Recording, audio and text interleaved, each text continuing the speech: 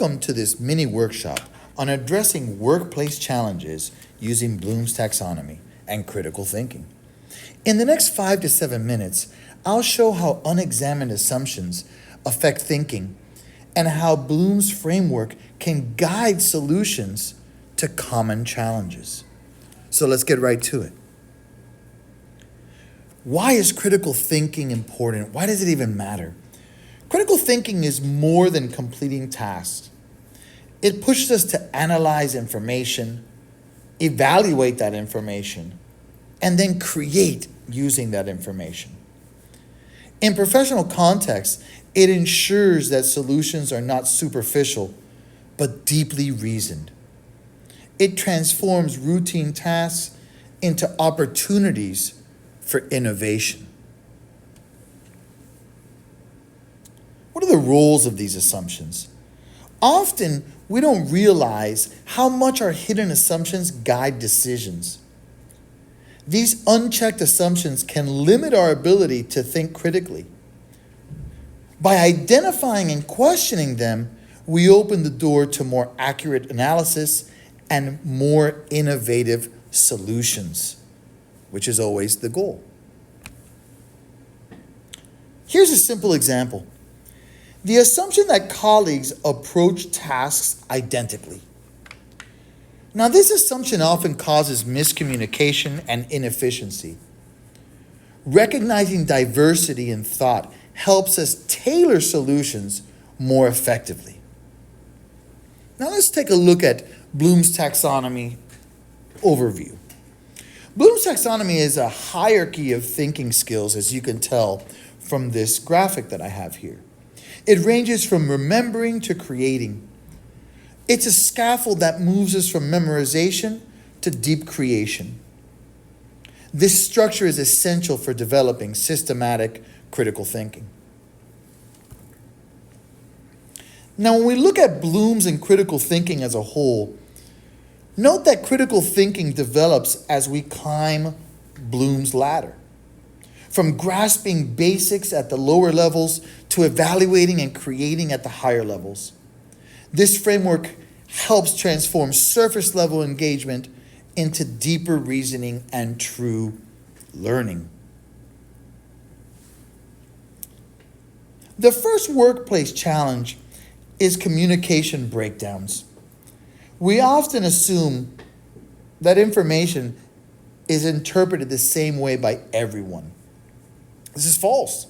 This assumption creates confusion and delays progress.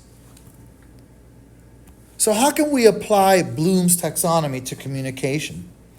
To solve communication issues, Bloom's can guide us, can help us ensure the understanding of terms, analyze breakdowns, and create shared norms for clarity. This structured approach strengthens team communication greatly. The second challenge that we can find in the workplace is a resistance to change. Hidden assumptions like what worked before will always work limit adaptability. This prevents innovation and growth in professional settings. Let's examine how we can apply Bloom's to change. Using Bloom's taxonomy, we can address resistance to change by applying new methods, evaluating outcomes, and creating adaptive practices.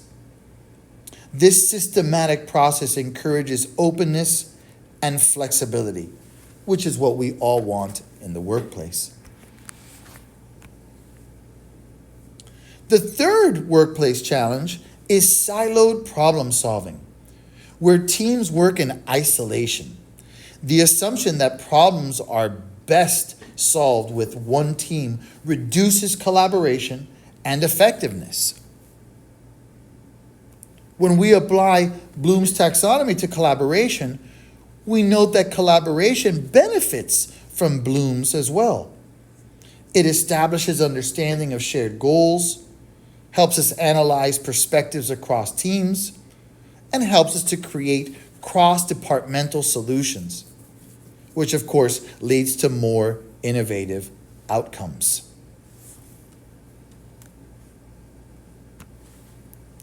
One activity to practice is the assumption hunt. Colleagues identify assumptions in a scenario, and then they ask, what if this assumption is wrong? Then they reframe the problem using the Bloom's levels. This encourages deeper reflection and problem solving.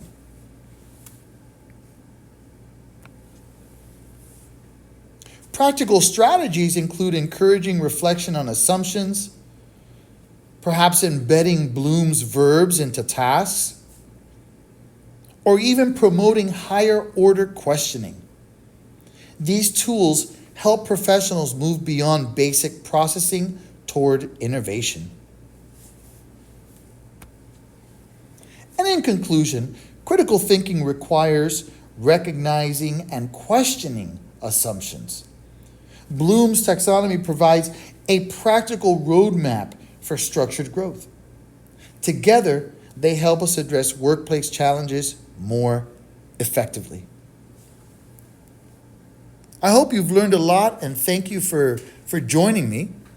As you can see, you can look up the references that I use for this presentation, and thank you once again. Have a great day.